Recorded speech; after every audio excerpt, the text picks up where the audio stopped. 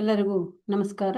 ನನ್ನ ಹೆಸರು doctor Mamata N, associate professor, department of economics, government first ಏಡ್ ಕಾಲೇಜ್, ಕುಣಿಗಲ್.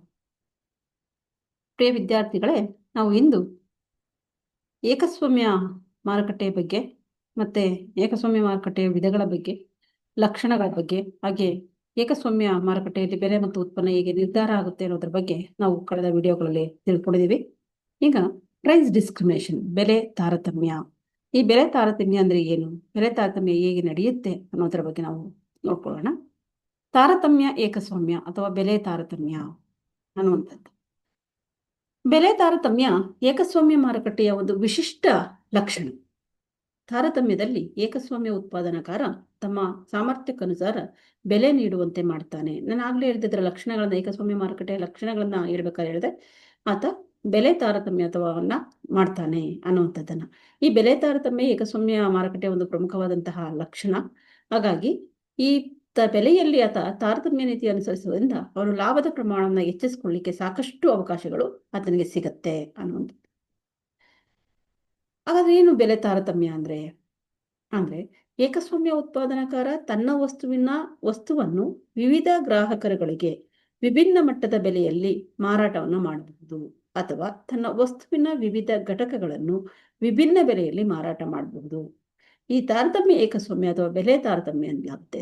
ಅಂದ್ರೆ ವಸ್ತು ಒಂದೇ, ಆ ವಸ್ತುವಿನ ಕೆಲವು ಘಟಕಗಳನ್ನ ಒಂದು ಬೆಲೆಗೆ, ಇನ್ನೂ ಕೆಲವು ಘಟಕಗಳನ್ನ ಇನ್ನೊಂದು ಬೆಲೆಗೆ ಆತ ಮಾರಾಟ ಮಾಡ್ಬೋದು. ಅಂದ್ರೆ ವಿಭಿನ್ನ ಮಟ್ಟದ ಬೆಲೆಗಳಲ್ಲಿ ಆತ ಮಾರಾಟ ಮಾಡ್ಬೋದು.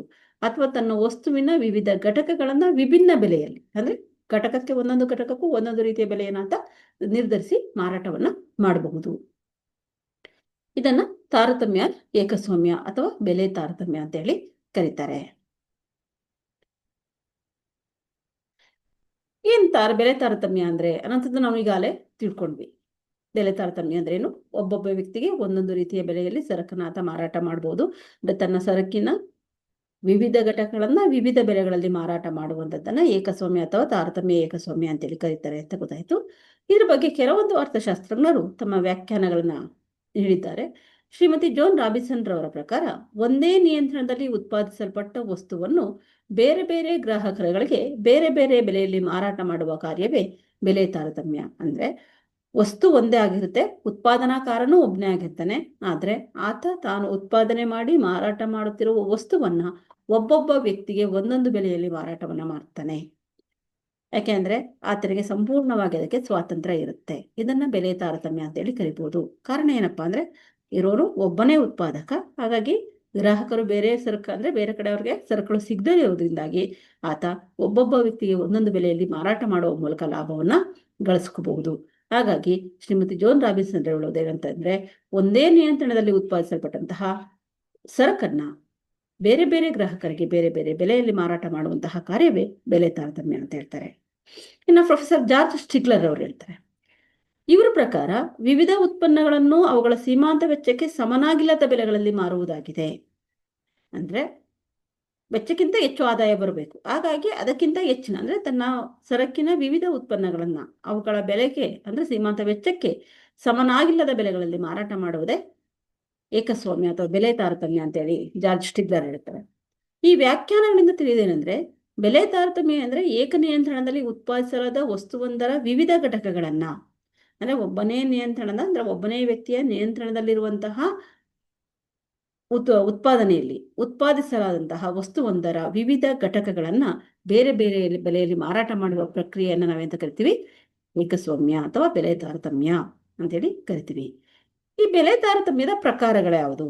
ಬೆಲೆ ತಾರತಮ್ಯದಲ್ಲಿ ಹಲವಾರು ಪ್ರಕಾರಗಳಿವೆ. ಅವುಗಳಲ್ಲಿ ಪ್ರಮುಖವಾಗಿ ವೈಯಕ್ತಿಕ ತಾರತಮ್ಯ. ವೈಯಕ್ತಿಕ ಅಂದ್ರೆ ವ್ಯಕ್ತಿಗತ ಅಂತ. ಬೇರೆ ಬೇರೆ ಗ್ರಾಹಕರಿಗೆ ಬೇರೆ ಬೇರೆ ಬೆಲೆಗಳನ್ನ ವಿಧಿಸುವುದನ್ನ ನಾವು ವೈಯಕ್ತಿಕ ತಾರತಮ್ಯ ಅಂತೇಳಿ ಕರಿತೀವಿ. ಅಂದ್ರೆ ವೈಯಕ್ತಿಕ ತಾರತಮ್ಯದಲ್ಲಿ ಮಾರಾಟ ಮಾಡಲಾಗುವಂತಹ ವಸ್ತು ಅಥವಾ ಸೇವೆ ಒಂದೇ ಆಗಿರುತ್ತೆ. ನಾನು ಎಕ್ಸ್ ವಸ್ತುವನ್ನು ತಗೊಳ್ತಾ ಇದ್ದೀನಿ, ನೀನು ಎಕ್ಸ್ ವಸ್ತುವನ್ನು ತಗೋತಾ ಇದೆಯಾ, ಮತ್ತೊಬ್ಬರು ಎಕ್ಸ್ ವಸ್ತುವನ್ನೇ ತಗೋತಾ ಇದ್ದಾರೆ.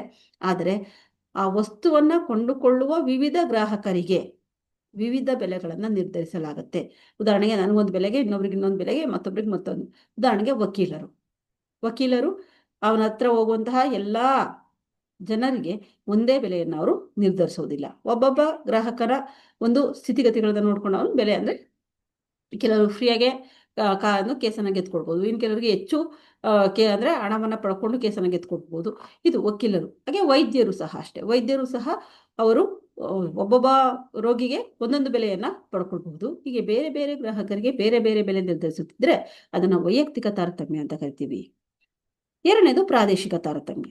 ಪ್ರಾದೇಶಿಕ ತಾರತಮ್ಯ ಅಂದರೆ ಹೆಸರೇ ಹೇಳುತ್ತೆ ಪ್ರದೇಶ.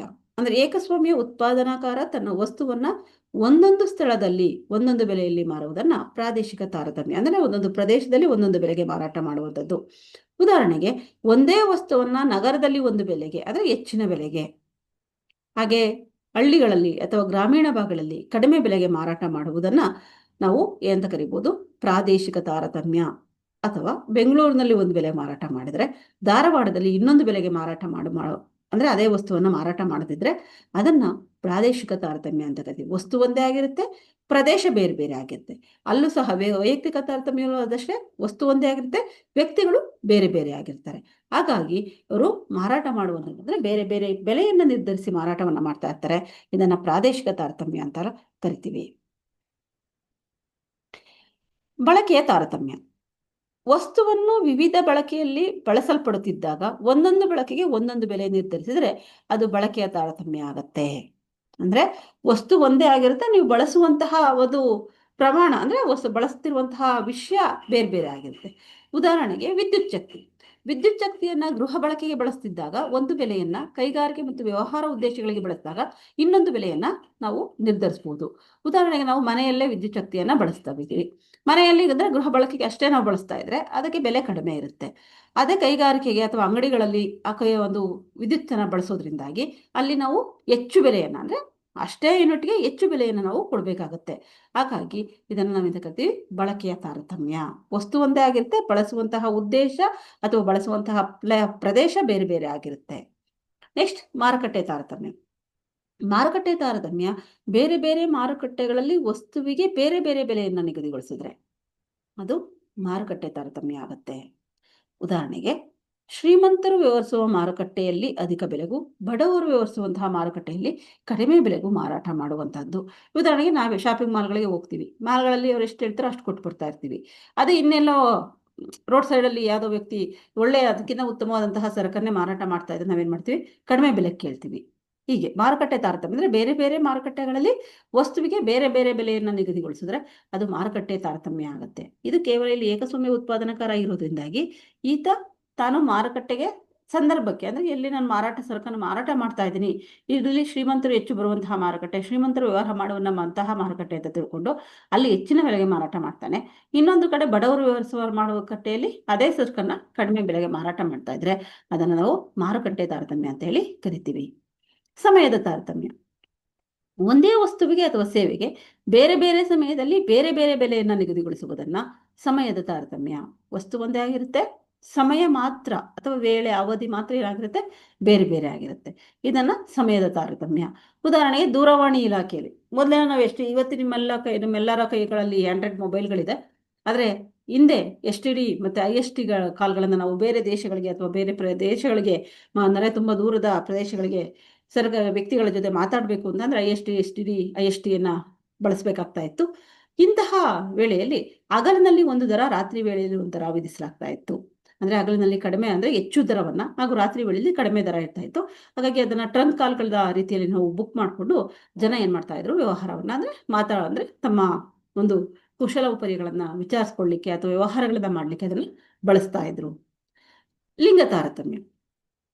ಒಂದು ವಸ್ತು ಅಥವಾ ಸೇವೆಯನ್ನ ಪುರುಷರಿಗೆ ಒಂದು ಬೆಲೆಯಲ್ಲಿ, ಮಹಿಳೆಯರಿಗೆ ಇನ್ನೊಂದು ಬೆಲೆಯಲ್ಲಿ ಮಾರುವುದನ್ನ ಲಿಂಗ ತಾರತಮ್ಯ ಅಂತ ಕರೀತಾರೆ. ವಸ್ತು ಒಂದೇ ಆಗಿರುತ್ತೆ, ಅದರಲ್ಲಿ ಕೊಂಡುಕೊಳ್ಳುವಂತಹ ವ್ಯಕ್ತಿ ಬೇರೆ ಬೇರೆ ಆಗಿರ್ತಾರೆ. ಅಂದ್ರೆ ಒಬ್ಬ ಸ್ತ್ರೀ ಆಗಿರ್ತಾರೆ, ಇನ್ನೊಬ್ರು ಪುರುಷ ಆಗಿರ್ತಾರೆ.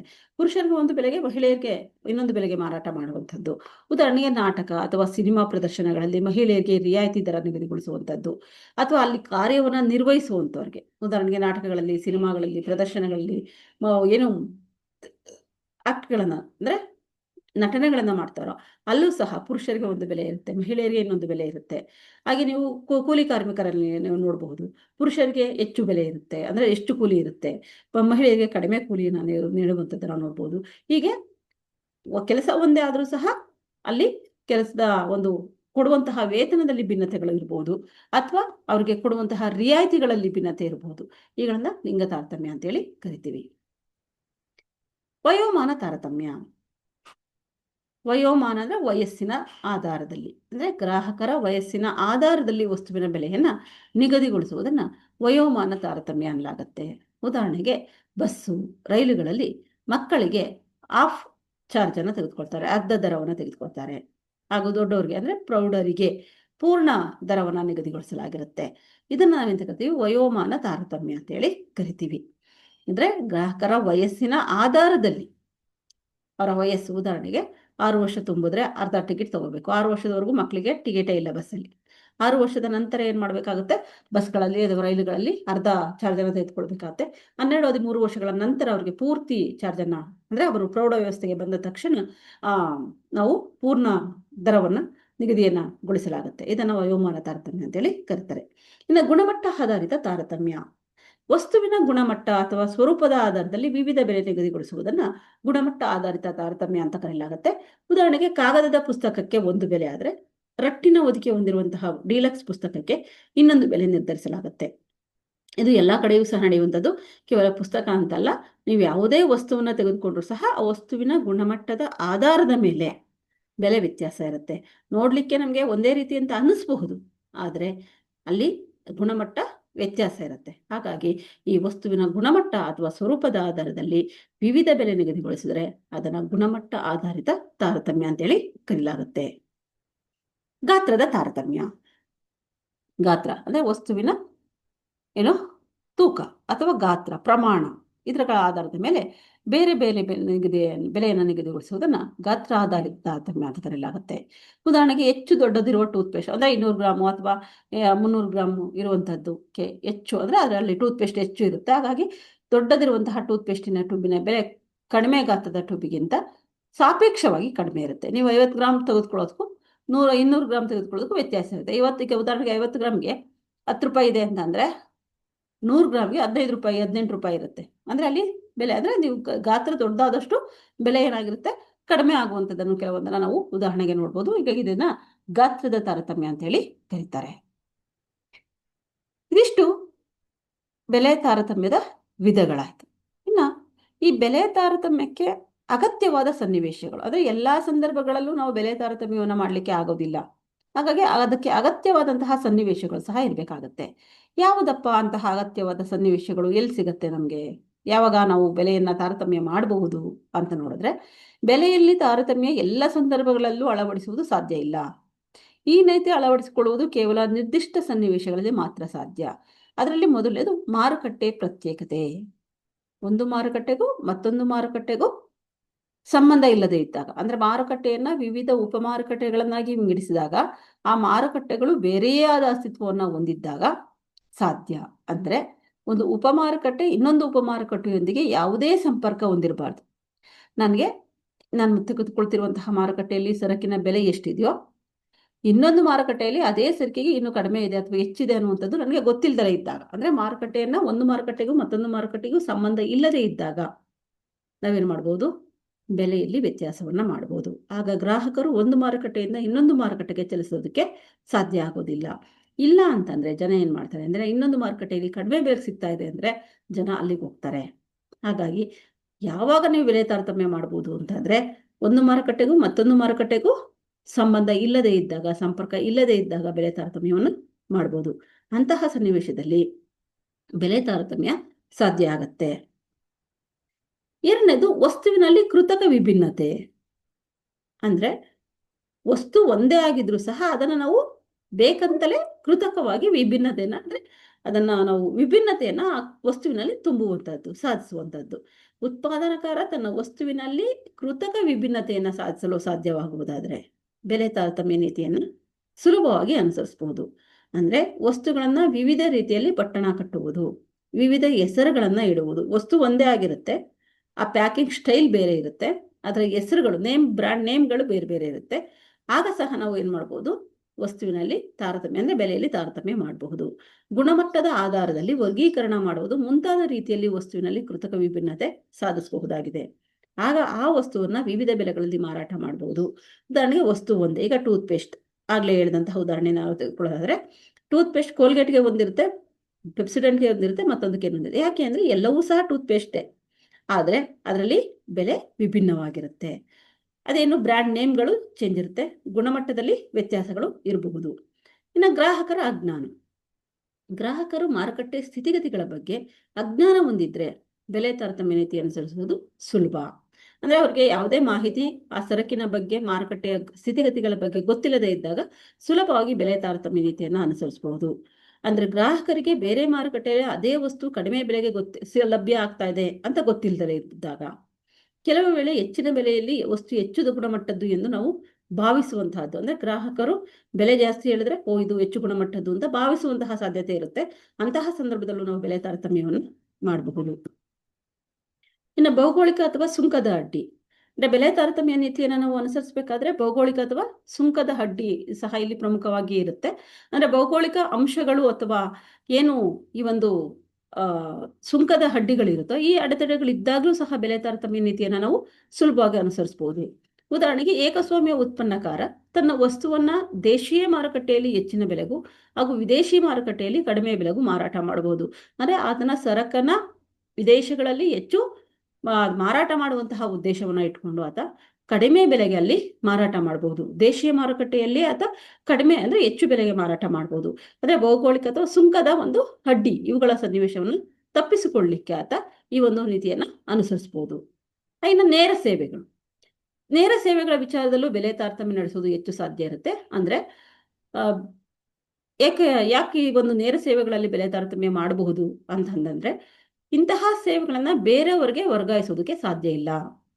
ಅಂದ್ರೆ ತಾನು ಮಾಡುವಂತಹ ಸೇವೆಯನ್ನ ಅಥವಾ ತಾನು ನೀಡುವಂತಹ ಸೇವೆಯನ್ನ ಬೇರೆಯವರು ಮಾಡ್ಲಿಕ್ಕೆ ಸಾಧ್ಯತೆ ಇಲ್ಲ. ಈಗ ವೈದ್ಯರು ಮಾಡುವಂತಹ ಸೇವೆ ಇರ್ಬೋದು, ವಕೀಲರು ಮಾಡುವಂತಹ ಸೇವೆಗಳಾಗಿರ್ಬೋದು, ಅಥವಾ ಉಪಾಧ್ಯಾಯರು ಮಾಡುವಂತಹ ಸೇವೆಗಳಾಗಿರ್ಬೋದು, ಇವುಗಳನ್ನ ಬೇರೆಯವರು ಮಾಡ್ಲಿಕ್ಕೆ ಸಾಧ್ಯತೆ ಇರೋದಿಲ್ಲ. ಅವರು ಕೆಲಸವನ್ನ ಅವರೇ ಮಾಡಬೇಕಾಗಿರುತ್ತೆ, ಅವರು ಬೇರೆಯವರಿಗೆ ವರ್ಗಾಯಿಸಲಿಕ್ಕೆ ಸಾಧ್ಯತೆ ಇಲ್ಲ. ಅಂತಹ ಸಂದರ್ಭದಲ್ಲಿ ನಾವು ಸುಲಭವಾಗಿ ಬೆಲೆ ತಾರತಮ್ಯ ನೀತಿಯನ್ನು ಅನುಸರಿಸಬಹುದು.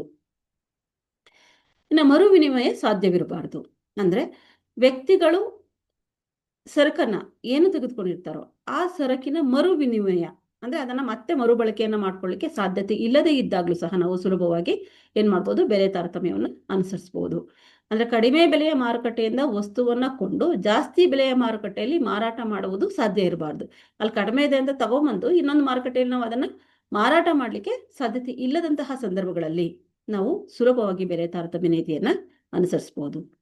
ಇನ್ನು ಶಾಸನಬದ್ಧ ಮಂಜೂರಾತಿ. ಶಾಸನಬದ್ಧ ಮಂಜೂರಾತಿ ಇದ್ದಾಗಲೂ ಸಹ ಬೆಲೆ ತಾರತಮ್ಯ ನೀತಿಯನ್ನ ಅನುಸರಿಸಬಹುದು. ಅಂದ್ರೆ ಇದು ಶಾಸನಬದ್ಧವಾಗಿ ಕಾನೂನಾತ್ಮಕವಾಗಿಯೇ ಇರುವಂತಹದ್ದು. ಆ ಕಾನೂನಿನ ಆಧಾರದ ಮೇಲೆ ಅದನ್ನ ಬಳಸಿಕೊಂಡು ಏನ್ ಮಾಡುವಂತಹದ್ದು, ಕಾನೂನಿನ ಅನುಮತಿಯ ದೊರೆತಾಗ ವಸ್ತುವನ್ನ ವಿವಿಧ ಉಪಯೋಗಗಳಲ್ಲಿ ವಿಭಿನ್ನ ಬೆಲೆ ನಿರ್ಧರಿಸಿ ಮಾರಾಟವನ್ನ ಮಾಡಬಹುದು. ಉದಾಹರಣೆಗೆ, ರೈಲು ಪ್ರಯಾಣದಲ್ಲಿ ವಿವಿಧ ದರ್ಜೆಗಳಿರ್ಬೋದು. ಅಂದ್ರೆ ರೈಲಿನಲ್ಲಿ ಅಥವಾ ನೀವು ಫ್ಲೈಟ್ಗಳಲ್ಲಿ ಹೋರಾಟ ಅಂದ್ರೆ ಒಂದು ಕಡೆಯಿಂದ ಮತ್ತೊಂದು ಕಡೆಗೆ ಹೋಗ್ಬೇಕು ಅಂತ ಅಂದಾಗ ನಾವು ಹಲವು ದರ್ಜೆಯನ್ನ ನೋಡ್ತೀವಿ. ಅಲ್ಲಿ ಸ್ಲೀಪರ್ ಕೋಚ್ ಇರ್ಬೋದು, ಅಥವಾ ಪ್ರಥಮ ದರ್ಜೆ, AC ಕೋಚ್ ಅಂತ ಕರೀತಾರೆ. ಈ ದರ್ಜೆಗಳಲ್ಲಿ ಅಥವಾ ಪ್ಯಾಸೆಂಜರ್ ರೈಲ್ ಅಂತ ಹೇಳ್ತಾರೆ. ಈ ದರ್ಜೆಗಳ ಆಧಾರದಲ್ಲಿ ನಾವೇನ್ ಮಾಡುವಂಥದ್ದು, ಅದು ಕಾನೂನಾತ್ಮಕವಾಗಿಯೇ ಆ ಒಂದು ಬೆಲೆಗಳನ್ನ ಅಲ್ಲಿ ನಿರ್ಧರಿಸಲಾಗಿರುತ್ತೆ. ಹಾಗಾಗಿ ಸುಲಭವಾಗಿ ನಾವು ಬೆಲೆ ತಾರತಮ್ಯ ನೀತಿಯನ್ನು ಅನುಸರಿಸಲಿಕ್ಕೆ ಸಾಧ್ಯತೆ ಇರುತ್ತೆ. ಇನ್ನು ಗ್ರಾಹಕರ ವಿಶೇಷ ಆಯ್ಕೆ. ಗ್ರಾಹಕರು ಯಾವುದೇ ವಸ್ತುವನ್ನ ವಿಶೇಷವಾಗಿ ಇಷ್ಟಪಡುತ್ತಿದ್ರೆ ಅಥವಾ ಅವನು ಸೋಮಾರಿತನವನ್ನ ಪ್ರದರ್ಶಿಸಿದರೆ ಬೆಲೆ ತಾರತಮ್ಯ ನೀತಿ ಅನುಸರಿಸುವುದು ತುಂಬಾ ಸುಲಭ. ಇದು ನಾನು ನಿಮಗೆ ಸಾಕಷ್ಟು ಸಾರಿ ಹೇಳ್ತಾ ಇರ್ತೀನಿ. ಗ್ರಾಹಕರು ಅಂದ್ರೆ, ಈಗ ನಾವು ವಸ್ತುವನ್ನ ಈಗ ಒಂದು ಅಂಗಡಿಗೆ ಹೋಗ್ತೀವಿ, ಅಲ್ಲಿ ಯಾವುದೋ ಒಂದು ವಸ್ತುವನ್ನ ನೋಡ್ತೀವಿ, ಅದು ನೀವು ಇನ್ನು ಎಷ್ಟೇ ವಸ್ತುಗಳನ್ನ ನೀವು ತಿರುಗಿಸಿ ಮುಗಿಸಿ ನೋಡಿದ್ರು ನೀವು ಅದೇ ವಸ್ತುವಿಗೆ ಇಷ್ಟಪಡ್ತಿದ್ದೀರಾ ಅನ್ನುವಂಥದ್ದು ಮಾರಾಟಗಾರನ ಗಮನಕ್ಕೆ ಬಂದ್ರೆ ಸುಲಭವಾಗಿ ಅವರು ಬೆಲೆಯಲ್ಲಿ ತಾರತಮ್ಯ ನೀತಿಯನ್ನ ಅನುಸರಿಸ್ತಾರೆ. ಅಂದ್ರೆ ಗ್ರಾಹಕರು ಯಾವುದೇ ವಸ್ತುವನ್ನ ವಿಶೇಷವಾಗಿ ಇಷ್ಟಪಡ್ತಾ ಇದ್ರೆ ಅಥವಾ ಅಯ್ಯೋ ಯಾವುದೋ ಒಂದು ಅನ್ನುವಂತಹ ಸೋಮಾರಿತನವನ್ನ ಪ್ರದರ್ಶಿಸುತ್ತಿದ್ರೆ ಬೆಲೆ ತಾರತಮ್ಯ ನೀತಿಯನ್ನು ಅನುಸರಿಸುವುದು ಸುಲಭ ಸಾಧ್ಯ ಇರುತ್ತೆ. ಇದಿಷ್ಟು ಬೆಲೆ ತಾರತಮ್ಯ ಯಾವಾಗ ಅನುಸರಿಸಬಹುದು, ಯಾವ ಸಂದರ್ಭಗಳಲ್ಲಿ ನಾವು ಬೆಲೆ ತಾರತಮ್ಯವನ್ನು ಅನುಸರಿಸಲಿಕ್ಕೆ ಸಾಧ್ಯತೆ ಇದೆ ಅನ್ನುವಂಥದ್ದನ್ನು ತಿಳಿಸ್ಕೊಡುವಂತಹ ಒಂದು ಪ್ರಯತ್ನ. Thank you.